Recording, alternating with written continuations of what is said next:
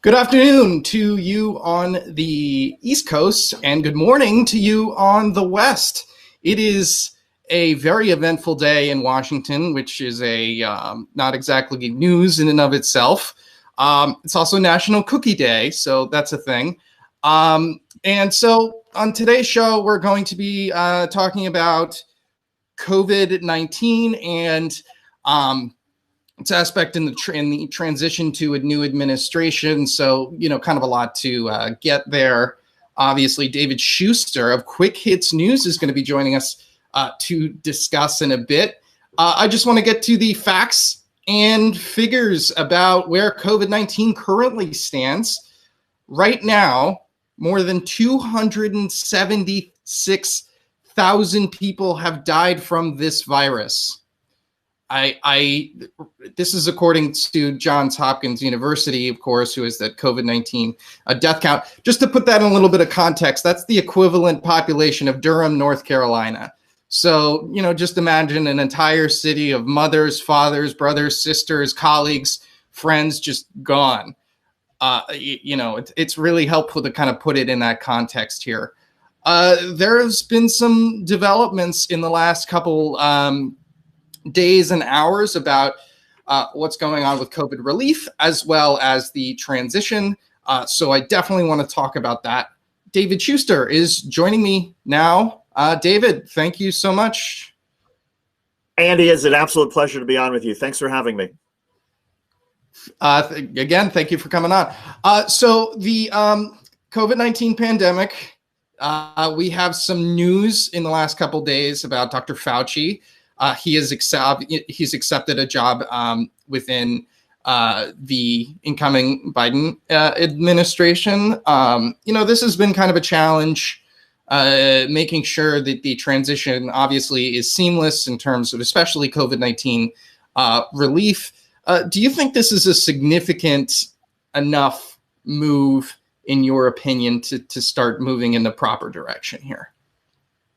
Well, a couple of things. I mean, there's several moving pieces in terms of the news. You identified how, more than 270,000. Robert Redfield from the CDC, the director, said that we're going to get another 200,000 deaths over the next 2.5 months. And so that's like 3,000 deaths a day, which is like imagining the death toll from 9/11 every day for the next 60 days. I mean, that's how terrible this winter is going to be. And we had Fauci saying this morning on the Today Show that, in fact, we haven't even seen the Thanksgiving spike yet, and we're already setting records. So at a time when everybody is so jittery and so anxious, and the president seems to be missing in action, the president simply focused on his relitigating the election. Clearly, a lot of people are looking at the Biden administration wondering, okay, what is he going to do? How is he going to reassure people? And I think it is a very reassuring, at least sort of emotional thing for the Biden administration to say Dr. Fauci is going to be a top medical advisor, that there's going to be this transition that involves him. I thought it was also significant that in an interview last night, there was Joe Biden saying that he's going to ask Americans to wear masks, every American to wear masks for the first 100 days of his administration. Again, making the point, he's not going to be forcing it, but asking everybody to do something for the greater good, to help your neighbors, to help your community. And I think every time you see the Biden transition taking some sort of action, it may not do anything immediately in terms of stopping the horrible numbers that we're facing now and that we're going to face for the next couple of months. But I think at least on an emotional level, it certainly reassures a lot of people. But one of the concerns I do have about that is obviously the backlash from these anti-masker people, that no matter really what they're told here, whether they should wear masks, they kind of in defiance do the opposite. So what I'm concerned is and I guess this is still going to be really an open question, is the mask mandate going to help as much as it absolutely needs to? It's a good question. And I think part of the responsibility on this is going to depend on, unfortunately, President Trump. If President Trump were to come out and to tell everybody, look, we're getting to the worst numbers now we've seen, you got to wear masks, try to take some precautions. If the president were to do that and to show some empathy, I think it would have an impact. I mean, he got 71 million votes. So clearly, with everything that's happened in this very unusual presidency, he has people who will believe him no matter what. I think if the president comes out and says, you got to wear masks, be socially distant, we got to be in this together. If he were to take that step and he were to take the step to say, and oh, by the way, I'm going to be the first person to take the vaccine. Never mind those former presidents. I'm going to do it to reassure people that it's safe. Not only would you, I think, convince a lot of the anti-maskers, you would also, I think, go a long way to convincing those 40% of the public who don't believe in vaccines. And so I think there's, we're waiting to hear from the president on that as well. There's a lot he could still do despite all the damage that people might think he has done so far. Now, there is obviously a huge silver lining to this that we're seeing. Obviously, New York Governor Andrew Cuomo earlier this week said that 170,000 New Yorkers could have a vaccine by December 15th, which is only days away. That's huge. But it is worth reminding, obviously we have a light at the end of the tunnel here, but we still are in the tunnel of sorts. So, it's kind of worth pointing out. Do you think that is, clouding judgment of some leaders in Washington who kind of are thinking, we're past this at some level? I'm not sure. I mean, I think to a certain extent, everybody's happy to know that there is this light at the end of the tunnel. And if you ask, for example, healthcare workers or people who are on the front lines, and again, there's still some open questions about how effective the vaccines will be. You're going to need 2 shots. Will the vaccine keep you protecting for how long? And yet you talk to healthcare workers and they'll say they would be the first to take, they would take the vaccine yesterday if it were available. That's how desperate they are. So I think there is a couple of things. I think you have people in Washington who, yes, it's good news that the vaccine is coming, and it certainly is an emotional lift. But I think everybody's very realistic about just how terrible things are right now. And again, there was just, there's just the story about in terms of vaccine distribution. Pfizer's having some supply chain problems, so they're not going to be able to roll out as many vaccines as quickly as they had hoped. And I think we're going to see more of those problems. So great if you're one of the first 170,000 New Yorkers. I would love to be one of those, although I probably won't qualify. But I mean, I think we have a long way to go. So it's going to be a combination of good news and bad news, I think, for the next couple of months.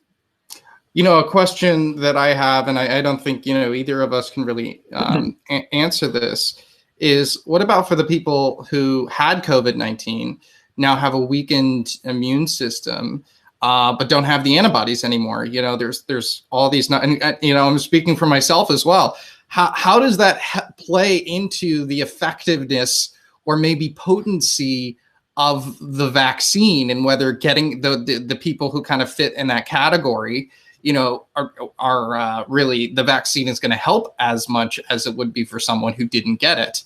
That's frankly, a huge question of mine. I don't know about you, but. Well, as for all my friends who like to call me Dr. Schuster, and I'm honored by that, and I'm really not a doctor, nor do I even have a PhD. This is getting into territory where I'm not an expert. I think from what I've read, yes, I think people who have already had COVID-19 may not necessarily need the vaccine. Maybe it's not a good idea. But you raise a very important point, and that is, as part of this vaccine rollout, everybody's going to need to get more information, clear, transparent information they can rely upon to make judgments about, okay, how quickly do I need to get the vaccine? Should I be at the front of the line? Should I be at the back of the line? What about if I have pre-existing conditions? What about if I have a suppressed immune system? All of those things. And so it's incumbent not just to sort of roll out the vaccine, but it's incumbent, I think, on public health officials, the Trump administration right now, the Biden administration in January, to do this massive education campaign so that all of us get these very questions answered and can have some confidence in the entire system and the process. It's not just about distributing the vaccine, making sure we have supply chains, but it's also about educating so many people, a large segment of the population who may not believe what the government's going to tell them. Well, so, we've kind of, we've discussed the science and the rollout of the vaccine here, but some of the other big news, actually, that was Nancy Pelosi had a press conference earlier today talking about some ramping up about discussions about the stimulus. This is a topic that we've seen raised over and over and over, and there's a beacon of hope, and then nothing happens. What's going to happen now? Is there any possibility that something could happen? It's going to depend on Mitch McConnell. It'll depend on Mitch McConnell, the Senate Majority Leader, and whether he's going to play loosey with the football again and yank it away at the last second. I mean, you think about it. Initially, the Democrats wanted $3 trillion. Then they were willing to go down to $2 trillion. McConnell said no. Now they're down to whatever, $800 billion.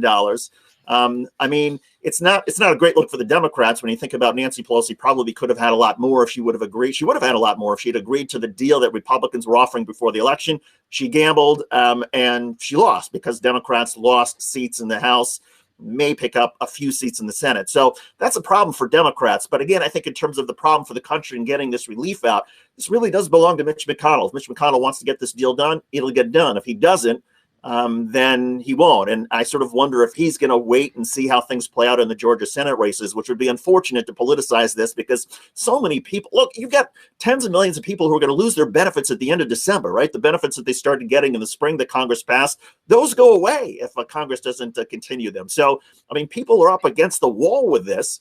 And I just hope that one way or the other, there's some clarity from Mitch McConnell, the Republicans and the Democrats, frankly, whether they can get this deal, get it done now, so that you've got time to get the checks out and to help people.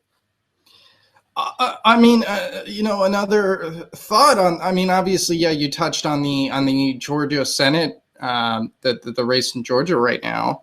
One of my concerns is that that's going to also be a stalling point.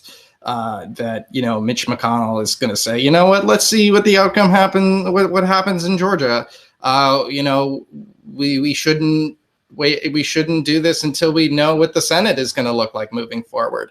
That's frankly. Yeah, it's possible. I have a feeling, though, based on talking to some folks in Washington and the way this is sort of cutting politically, I have a feeling that this is hurting the Republicans, that President Trump is hurting the Republicans with relitigating the races. We've seen some poll numbers that show that both Perdue and Loeffler, the two incumbent Republicans, are slightly behind.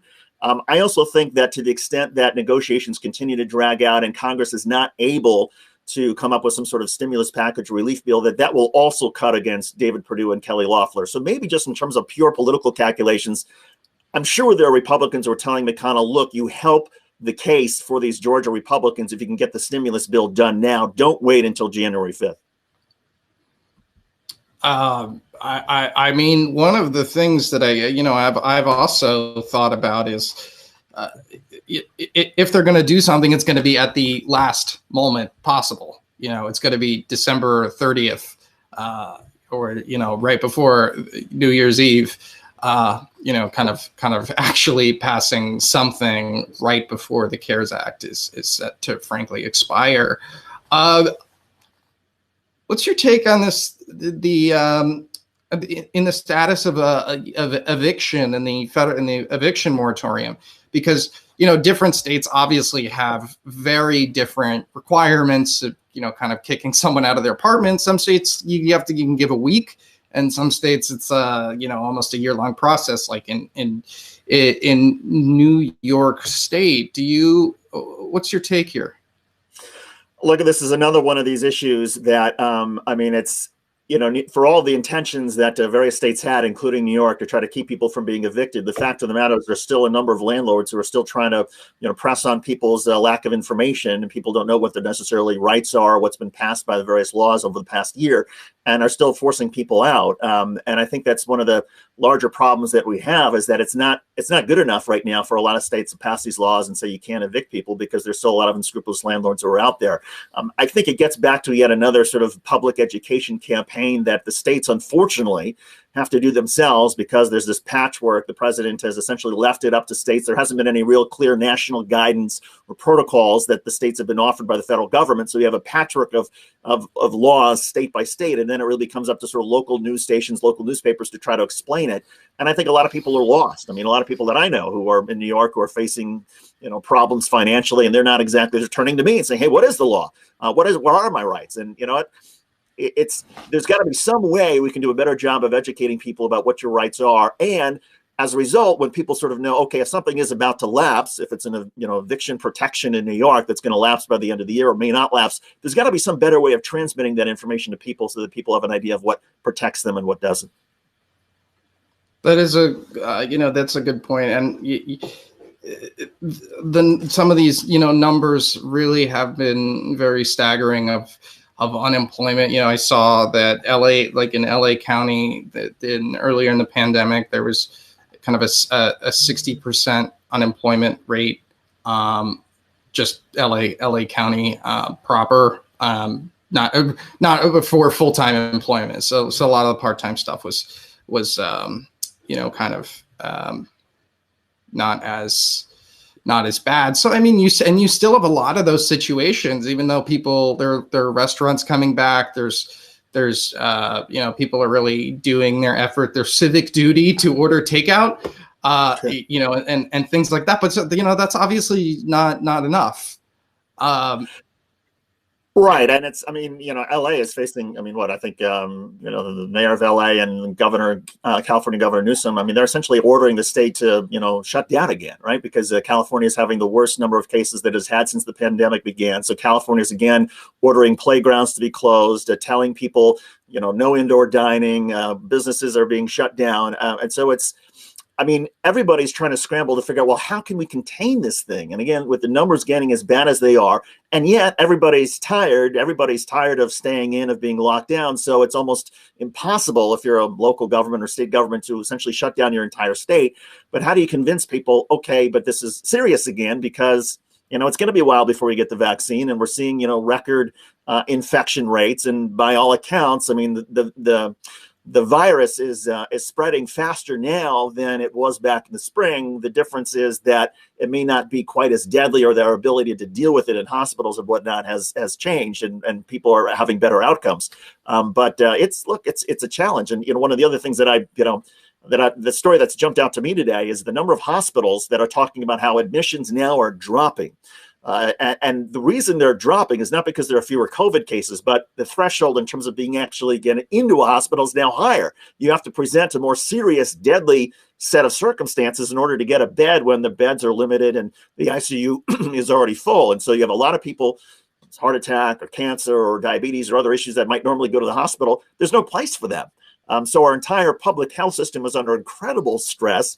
And again, you have local and state officials who are trying to impress upon the public, look, you don't want to be in a situation where you need hospital care right now for COVID or anything else, because our system is overwhelmed. And the only way you can protect yourself is to stay away from people, keep social distance, keep your masks on. If you're going to order food, have it delivered or pick it up, and again, be very safe about that transmission. But these are frightening times.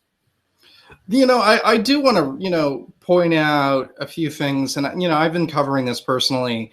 I wrote a story a couple weeks ago for Ozzy that really raised some optimism. And I just want to really point this out for viewers: is that therapeutics are getting better. Doctors know how to treat this. There is a drug that's being developed really by a few different pharmaceutical companies. A drug that's similar to like Theraflu. You identify that you have COVID-19 early. You get this. It's something that knocks you off your feet for a week or two, but it's not something that could potentially kill you. That's a game changer. The monoclonal antibody treatments, those are game changers. It's a matter of, honestly, like a lot of this is frankly, and I'm talking about, really not in the context of talking to a lot of medical experts over the course of some of my reporting, specifically for Ozzy, not to plug there. But, a part of it is really identifying some of these problems up front and doing that early, and recognizing your symptoms and saying, what, I'm feeling a little sick. I'm going to, quarantine, and I'm going to make sure that since I identified these things early, I'm going to ask about what these kind of treatments look like. They're incredibly important also because, it helps doctors be less overwhelmed in emergency rooms, not have to be making those decisions of who has a better outcome of, living through this and prioritizing their healthcare, which unfortunately you really shouldn't have to get to that point. Right. And part of, one of the great things about the advances in medical treatment now is that, the whole point of lockdowns and social distance isn't that we're going to necessarily be able to stop everybody or even most people from getting it. But if you can spread out the infections so that infections don't all come at once, but they come spread out, then you've got a better chance if you go to a hospital that the hospital has the resources, the doctors and the staff to do it. By the steps that people have taken so far who are only now getting COVID-19, well, you have 8 months of medical research and practical information to sort of help you in terms of your treatment. So people who do get COVID-19 now have a better chance than people who got it back in March and April. But again, there comes a certain point where, again, when hospitals get overwhelmed and the ICUs are so jammed that the doctors have to start making some really difficult decisions.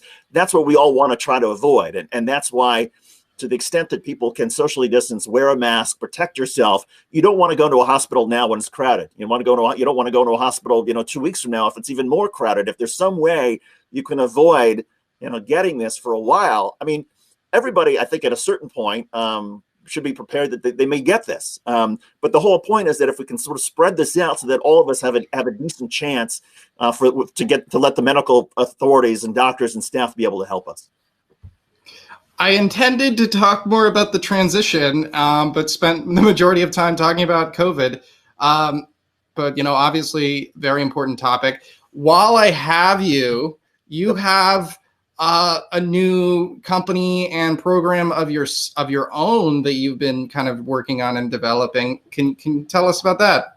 Yeah, so since the spring, we have this thing called Quick Hits News. It's basically a group of network veteran journalists.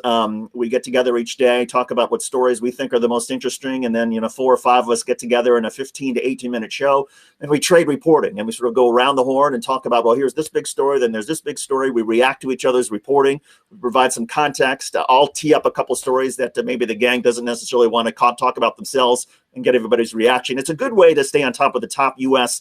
and international stories, again, in 15 minutes. It's not just COVID. It's not just transitions or politics. There's stories from all over the world, and so it's kind of like CNN 20 years ago. You could watch for half an hour. You get caught up to date on everything going on across the United States and around the world. We do the same, except we all talk fast, and so we do it in 15 to 18 minutes. We don't waste anybody's time. We get right to the point, and we got people who are really good at being succinct and sort of finding the news and explaining here's why it matters. And we do it in this sort of live conversation, which is, I think, the way people like to watch TV these days, as opposed to these very dry tape spots. So in any case, quickhitsnews.com. You can find us on Twitter, on YouTube, on LinkedIn, Periscope, all the rest, Facebook. And we encourage everybody to subscribe, to join us.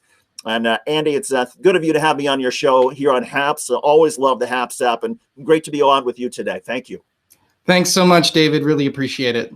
You got it.